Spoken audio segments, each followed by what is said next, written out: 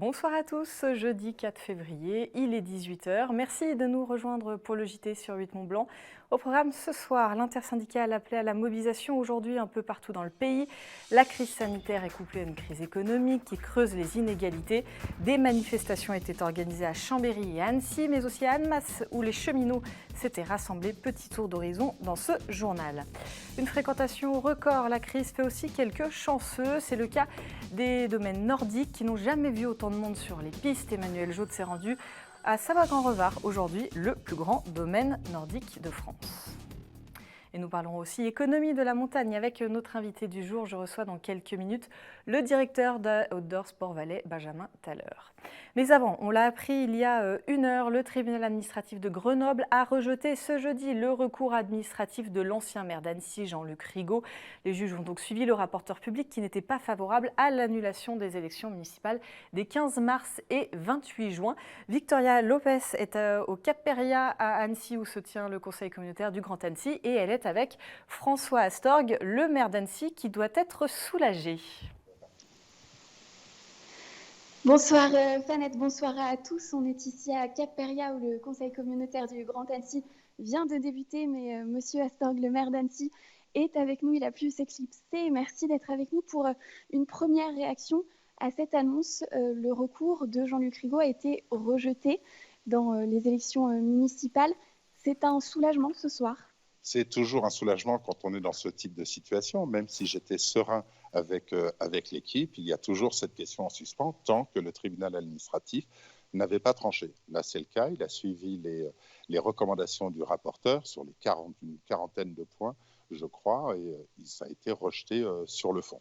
Donc on sait que la question n'est pas de crier victoire en tant que telle, puisque M. Jean-Luc Rigaud a encore la possibilité de s'accrocher à un recours au Conseil d'État, mais la situation aujourd'hui va nous permettre d'accélérer autour de notre projet. Je voudrais préciser aussi qu'à l'étape où on est là, c'est la troisième confirmation du projet pour lequel on a été élu, le moment de notre élection, par un choix démocratique. Nos comptes de campagne ont été validés fin de l'année dernière et aujourd'hui, le tribunal administratif nous ouvre encore plus la voie pour la troisième confirmation.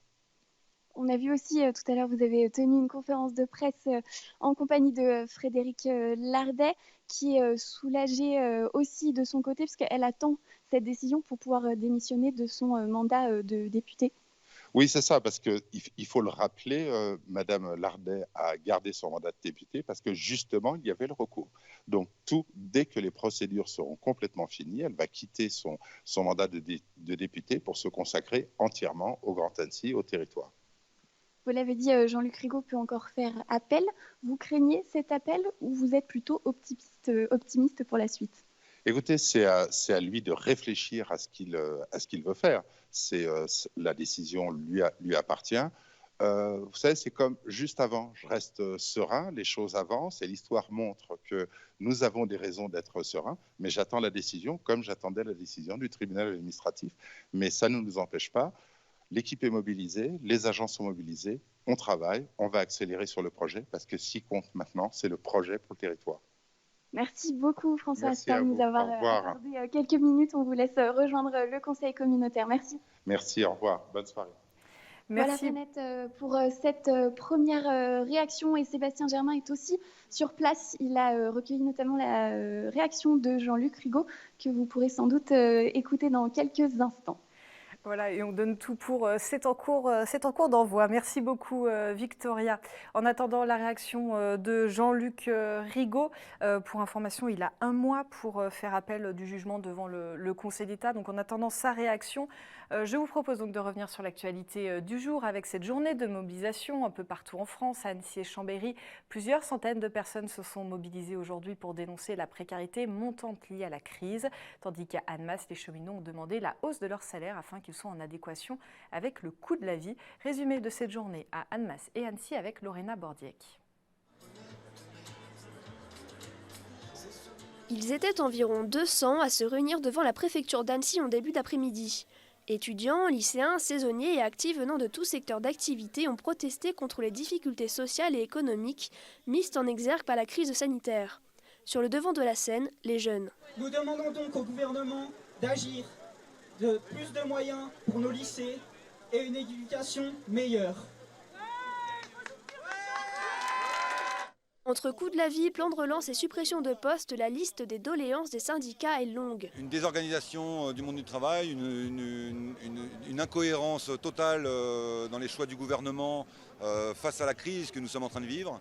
Un gouvernement qui est complètement hors sol et qui va, on le voit bien aujourd'hui encore, favoriser toujours les mêmes, les détenteurs du capital, et laisser de côté tous les travailleurs et tous ceux, tous les premiers de corvée qui aujourd'hui sont sur le terrain. Bon voilà, ils sont dans cette logique de déconstruction de tous nos conquis sociaux, de la Sécu. Les cheminots d'Annemasse se sont également fait entendre ce matin sur le parvis de la gare. Leur paye n'est pas suffisante pour se loger dans la région, selon eux. Parce que les salaires d'embauche à la SNCF sont inférieurs au SMIC et après il y a une prime qui compense pour les mettre au SMIC. Mais la rémunération sans la prime est inférieure au SMIC. Alors que dans les années 80, un cheminot qui commençait il gagnait 20% de plus que le SMIC. Donc quand on parle, nous, à la SNCF, quand on dit qu'on a eu une perte de pouvoir d'achat, c'est concret, on sait la chiffrer. On a perdu 26% de pouvoir d'achat en 30 ans. On sait aussi ce qui fait que la direction aujourd'hui freine des cas de fer, c'est que s'ils nous lâchent ça sur Annemasse, ça va forcément faire tache d'huile et en région parisienne. Et là, pour le coup, le coût pour la boîte ne serait pas du tout le même et c'est pour ça qu'ils ne veulent pas le faire. La direction de la SNCF est intervenue pour échanger avec les cheminots, mais n'a pas souhaité s'exprimer devant la presse. Les vacances de février doivent débuter ce vendredi soir. Problème, l'application du couvre-feu actuel interdit tout déplacement entre 18h et 6h du matin, sauf motif impérieux, professionnel ou d'intérêt général. Une interdiction qui inquiète les professionnels du tourisme. Le sénateur Cédric Vial a interpellé ce jeudi Jean-Baptiste Lemoyne, le secrétaire d'État au tourisme, pour que le gouvernement autorise à titre dérogatoire au couvre-feu les déplacements vers les lieux de vacances ou de week-end. On l'écoute. Je pense surtout que c'est un oubli, puisque c'est une mesure qui avait été mise en œuvre par le gouvernement pendant les vacances de Noël et qui n'a pas été reconduite. L'objectif étant qu'une personne qui doit se rendre dans son lieu de vacances ou dans une résidence secondaire ou même dans la famille puisse déroger au couvre-feu à partir du moment où elle a un justificatif et qu'elle va se rendre sur son lieu de vacances. Elle est importante pour tous les professionnels du tourisme qui souffrent déjà beaucoup. Importante pour les vacances, mais importante aussi pour les week-ends. Je pense que c'est une mesure qui va faciliter la vie à beaucoup de Français, qui ne coûte rien, qui n'a pas d'impact sanitaire et qui va permettre d'aider un peu quand même les professionnels du tourisme, pas seulement de la montagne, mais qui souffrent beaucoup en ce moment. Et face à une saison bousculée, les domaines nordiques tirent cette année leur épingle du jeu. C'est le cas à Savoie-Grand-Revard. Le site déjà très prisé des adeptes du ski de fond a connu ce week-end un nouveau record de fréquentation avec pas moins de 4800 passages de skieurs sur l'un des points de contrôle. Emmanuel Jaude était sur place ce matin. On regarde son reportage. Sur les pistes de Savoie-Grand-Revard, même en milieu de semaine, c'est jour d'affluence. Sans les pistes alpines, le site déjà bien connu des adeptes du nordique connaît un réel engouement depuis le début de l'hiver. Les ventes de forfaits ont en effet augmenté de 33% par rapport à l'année dernière. C'est malheureux à dire, c'est une année de ski de fond et grâce au Corona. À Noël, j'ai eu des clients de Courchevel, ils se sont régalés, les gamins ont juré de revenir là. On a fait que du hors-piste pendant 2 jours. C'était le bonheur absolu, ça. C'est le ski de la liberté, mais par contre, s'il vous plaît, on doit apprendre. Autrement, on est couché sur des bâtons. Et tous ceux qui ont essayé tout seuls savent ce que ça veut dire. Un apprentissage qui séduit cette année de nombreux néophytes, au point, parfois, d'accrocher à la discipline. C'était difficile, mais ça a été. Je pense que demain, je vais avoir des courbatures, mais ça va. C'est pas mal. Moi, j'ai plus l'habitude je fais tout le temps du ski alpin. Et c'est la première fois que j'en faisais et j'ai plutôt bien aimé. Après, c'est fort physique. Mais ça va, ça change. Mais je pense que je ferai peut-être moins d'alpin et plus de fond. Des nouveaux publics qui représentent une part non négligeable des skieurs sur le plateau du Revard. Ce week-end, le record d'affluence de la station a d'ailleurs été battu, avec plus de 4800 passages de skieurs enregistrés sur l'un des points de contrôle. On a remarqué il y a des jours qu'il y avait beaucoup de monde quand même, en particulier dimanche. Le dimanche c'est normal, mais nous ça ne nous dérange pas. Le ski, c'est pour tout le monde, c'est ouvert à tout le monde. Il y a assez de place pour tous les pratiquants. C'est agréable de voir du monde et qu'il y ait des gens qui se mettent au ski nordique, ça c'est toujours une bonne chose, hein, je pense. La crise sanitaire nous impose ça, mais il y a des gens qui découvrent le ski de fond, et moi je trouve ça super, quoi. Parce qu'à défaut de ski alpin, ils se disent tiens, on va essayer de profiter de la neige, de ce magnifique site pour avoir une activité physique en forêt. Et donc on voit beaucoup de gens qui sont débutants. Un nouvel âge d'or pour la discipline qui peut de temps en temps amener les pisteurs en charge de la sécurité du domaine à devoir adapter leur mission afin que tous les usagers puissent profiter et cohabiter. Il y en a qui sont aussi un peu dans la discipline, à se chronométrer, à vouloir faire des records sur telle piste. Donc c'est vrai qu'ils ont un peu la tête dans le guidon et c'est vrai, la cohabitation arrive à se faire, mais c'est vrai que c'est difficile à des débutants de pouvoir se pousser au bon moment. Et bon, ça risque. Enfin, des fois, il y a quelques incivilités sur les pistes, comme on peut avoir en voiture, quoi, par exemple. Mais bien loin de ternir l'ambiance, tous les pratiquants gardent ici le sourire et savourent ces moments privilégiés comme il se doit. Certains ont donc le sourire, d'autres sont un peu plus inquiets. On continue à parler économie de la montagne avec notre invité du jour, Benjamin Thaler, le directeur d'Outdoor Sport Valais. Bonsoir. Bonsoir. Alors, en Auvergne-Rhône-Alpes, les entreprises de l'économie outdoor représentent 415 sociétés, 6 000 emplois, 4 milliards d'euros de chiffre d'affaires et 60% de ces entreprises sont liées à la montagne l'hiver. La fermeture des remontées est un coût aussi pour ces entreprises-là, ces détaillants, ces fournisseurs. Disons que l'industrie outdoor et particulièrement ceux qui vendent des articles de sport d'hiver sont touchés depuis le 15 mars 2020. À partir du moment où vous fermez les remontées mécaniques, vous fermez les stations, il n'y a plus d'activité. Et par voie de conséquence, les détaillants n'ont plus de raison de commander de produits. La première conséquence qu'on a eue pour la saison en cours a été à partir du moment où, à peu près du 15 mars à la fin de saison, ça correspond pour les grosses stations à 20% de leur activité. Donc une réduction mathématique de 20 à 30% des commandes. Donc déjà, on a commencé l'année avec ces 20 à 30% de moins. Vous arrivez au mois de novembre et est annoncé le confinement, le deuxième confinement. Avec les gros magasins qui sont en ville ne tournent pas. Un espace montagne, à Chambéry ou à Annecy, ou un vieux campeur à Paris, qui sont des gros clients, ont eu des activités qui ont été à peu près à 5% de ce qu'ils avaient l'année d'avant.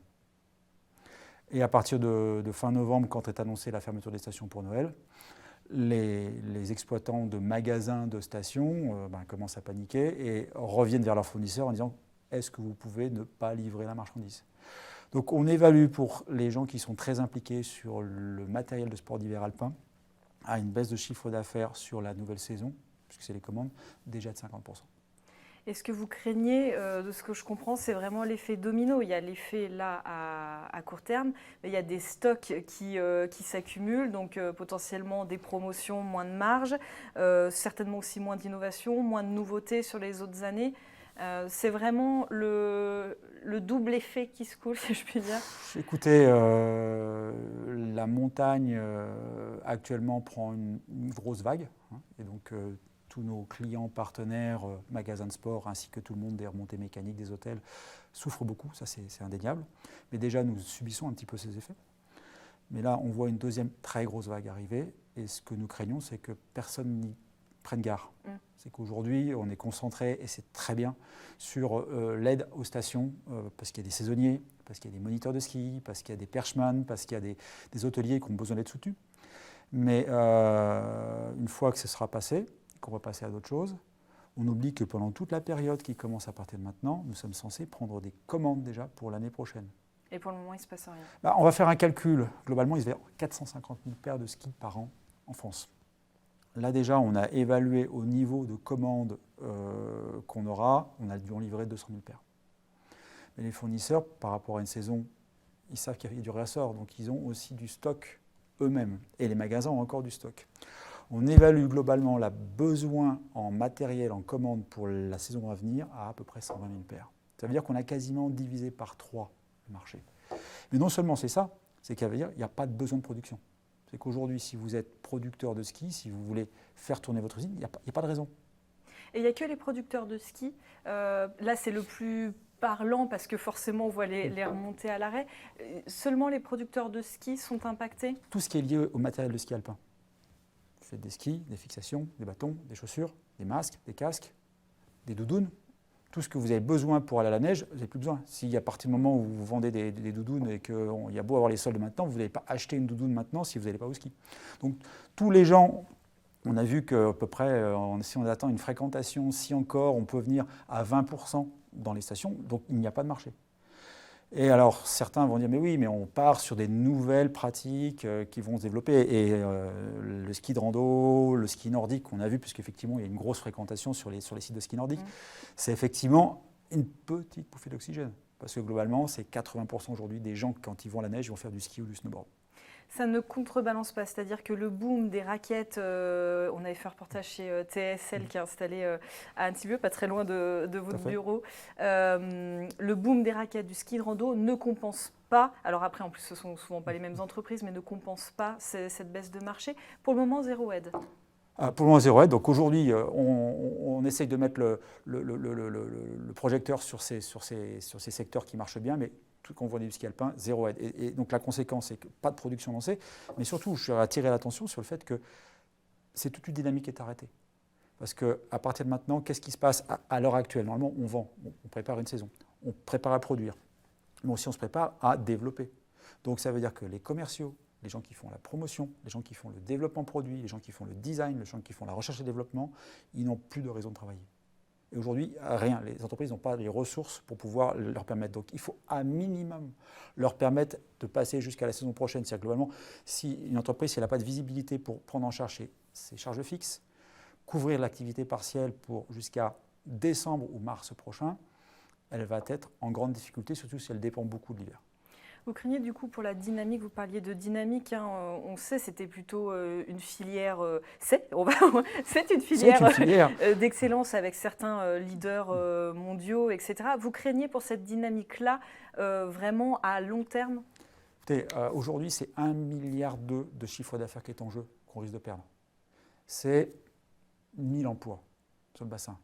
1000 emplois dans une zone où on sait que c'est difficile. Ne pas avoir d'emploi dans une zone comme la Haute-Savoie, avec le coût de la vie, ça peut être socialement difficile. Donc c'est vraiment un point important. Nous avons discuté, sensibilisé nos élus pour qu'ils remontent ces informations au ministère. Nous avons même eu des contacts avec le ministère, contacts avec d'autres associations pour qu'effectivement soit pris en compte. On a été écouté, mais pas entendu, si vous voulez. C'est qu'aujourd'hui, les mesures sont concentrées sur le milieu des stations. On parle de 4 milliards, et ce n'est pas des vrais 4 milliards, c'est 1,6 milliard. Mais aujourd'hui, pour compenser les 1 milliard de chiffre d'affaires qui ne viendront pas, donc c'est déjà 600 millions de marge brute qui ne sont pas là, c'est-à-dire que globalement, la seule réponse qu'on a, c'est la variable d'ajustement, c'est l'emploi. Et il ne faut surtout pas, parce que c'est la dynamique qui a fait que depuis plusieurs dizaines d'années, on a un secteur sur la région qui est dynamique, qui apporte de la valeur ajoutée et en plus qui est contributeur pour des grands changements. La transition énergétique, on y est complètement dedans. Si on casse l'outil, on casse la dynamique. On sent une vraie inquiétude. On est concerné, comme on dit. Il y a beaucoup de ressources dans notre industrie. On a été capable de passer l'été, étonnamment, et avec beaucoup d'enthousiasme et de positivisme. On savait que l'hiver serait pas facile, mais on était armé pour le faire, on a été aidé, il y a les PGE, et aujourd'hui, on dit il y a un secteur qui est vraiment un secteur d'excellence, qui est un secteur d'exportation, qui est un secteur d'innovation. Il a jamais demandé des choses, mais là aujourd'hui, s'il a besoin d'un coup de pouce, et pour passer ce cap et vers des jours meilleurs, parce qu'on a vraiment envie. Dernière question, est-ce que ça va être aussi l'occasion de réfléchir? On sait que là, il y a pas mal de collectivités. Le Premier ministre a annoncé aussi des réflexions sur le tourisme alpin de demain, sur le modèle économique des stations, etc. Est-ce qu'il va falloir que les entreprises aussi peut-être envisagent ce repositionnement? Mais le pire, c'est que ce n'est pas qu'on l'envisage, c'est qu'on est déjà dedans. C'est qu'au niveau d'OSV, avec toutes nos entreprises, on a vraiment comme cap la transition énergétique, le changement de modèle, l'évolution, et donc on investit, on est supporté par les régions là-dessus. Et aujourd'hui, on est dans plein de ces dynamiques. Nos entreprises et nos collaborateurs donnent du temps pour le faire, mais si à un moment donné, ces entreprises, notamment les grosses entreprises, elles sont réduites, elles ne pourront pas apporter ce soutien à l'ensemble de la collectivité, et elles ne pourront pas faire cette transition. Donc le tissu industriel demande juste de la solidarité, de l'aide pour pouvoir passer ce cap, parce qu'on a une belle industrie dans une belle région pour pouvoir faire justement construire de nouveaux modèles. Je pense que c'est le besoin de tout le monde, mais il faut en avoir les moyens. Et bon, on espère que vous serez entendu. Merci beaucoup d'être venu sur ce plateau. Alors, je ne sais pas si on a la réaction de Jean-Luc Rigaud. On l'a, et ben alors c'est parfait. Donc, je vous rappelle que le recours déposé par l'ancien maire Jean-Luc Rigaud a été rejeté aujourd'hui par le tribunal administratif de Grenoble. Je vous propose d'écouter sa réaction recueillie il y a quelques minutes par Sébastien Germain. J'ai appris, évidemment, il n'y a pas très longtemps, la décision du juge du tribunal de Grenoble de ne pas donner suite à la requête en annulation pour les élections municipales d'Annecy, dont acte. C'est la justice qui a rendu son verdict. Et bien maintenant, je vais réunir mon équipe de façon à décider collégialement des suites à donner, Conseil d'État ou pas Conseil d'État, et puis que l'on réfléchisse ensemble pour l'avenir d'Annecy, évidemment. Non, je reste surpris, 27 voix d'écart, un taux d'abstention record, deux sujets qui ont toujours fait annuler les élections dans bien des endroits en France et encore récemment, et qui m'avaient donné confiance malgré les requêtes du rapporteur public qui voulait que ces élections ne soient pas annulées. Je crois qu'on ne peut pas parler de déception à cet instant, puisque dès qu'on rentre dans cette dynamique de savoir pourquoi, comment, je prends acte de la décision de justice de Grenoble et on va collégialement réfléchir à la suite à donner. Éducation pour terminer ce journal. Fini le DUT, place au BUT. Dès la rentrée 2021, l'offre de formation des instituts universitaires de technologie, les IUT, évolue. Les étudiants intégreront désormais un parcours en 3 ans au lieu de 2. Objectif s'aligner davantage sur les standards internationaux. Victoria Lopez nous explique ce changement à l'IUT d'Anne-Sylvieux. Les instituts universitaires de technologie font partie des universités publiques. À Anne-Sylvieux, l'IUT forme les étudiants dans les domaines du commerce, de la santé, des énergies renouvelables ou encore de la mécanique. 2000 étudiants préparent cette année leur DUT, diplôme universitaire de technologie à l'IUT. Mais le diplôme va bientôt disparaître. Pour nous, le changement est important puisque le DUT, qui était le diplôme de référence, est remplacé aujourd'hui par le bachelor universitaire de technologie, qui est un cursus qui va se dérouler sur 3 ans, alors que le DUT se faisait sur 2 ans. En fait, après ce DUT, souvent les étudiants poursuivaient sur des licences professionnelles que nous proposons à nos étudiants, souvent en alternance. Et là, au niveau national, l'idée a été de s'aligner sur le standard européen, licence, master, doctorat, 3-5-8, pour construire un diplôme des IUT directement en 3 ans, sans sélection intermédiaire. Jusqu'à présent, en effet, le DUT en 2 ans contraignait les étudiants à postuler pour intégrer une licence s'ils souhaitaient poursuivre leurs études. C'est le cas de nombreux jeunes dans cette classe de 2e année. Moi, après, j'aimerais continuer sur une licence 3 en économie et gestion.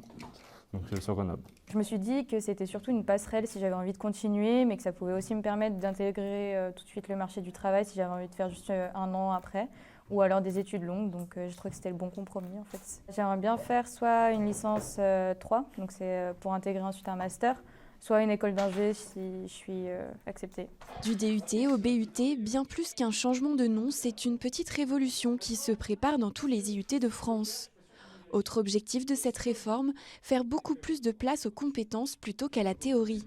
On sait très bien, par exemple, quand les étudiants de génie mécanique travaillent sur le projet du vélo couché, qu'ils vont faire appel à des connaissances dans un certain nombre de domaines, de mécanique, d'hydraulique, mais aussi des calculs mathématiques, de la simulation virtuelle, de l'informatique. Donc en fait, l'approche par compétences met davantage l'accent sur le mélange des matières et l'utilité de mobiliser ces connaissances pour les mettre en œuvre dans ce qu'on appelle un savoir-faire et ce que regardent avant tout les employeurs dans le cadre d'un diplôme professionnel. Depuis le 20 janvier et jusqu'au 11 mars, près d'1 million de jeunes vont devoir choisir une formation sur la plateforme Parcoursup. L'IUT d'Annecy accueillera en septembre ses premiers étudiants en BUT, alors que les derniers jeunes de DUT et de licence professionnelle quitteront le campus en 2023. Et si vous souhaitez en savoir davantage sur les formations, l'IUT propose ces lundis de l'info des rendez-vous en ligne avec les responsables de l'établissement pour vous orienter et répondre à vos questions. Les infos sont à retrouver sur le site iut-acy.univ-smb.fr. Il est écrit, ça sera encore plus simple par écrit. C'est la fin de ce journal. Merci de votre fidélité à l'info sur 8 Mont-Blanc. Un grand merci à toute l'équipe. Tout de suite après, c'est la météo de Thierry Paulme. Juste après, vous retrouvez Marine Schneider pour le dernier épisode de Panorama, un numéro consacré aux micro-brasseries savoyardes de cette semaine. Et on s'intéresse à la brasserie Yolop ce soir. Passez une très belle soirée. À demain pour le petit dernier de la semaine. vous.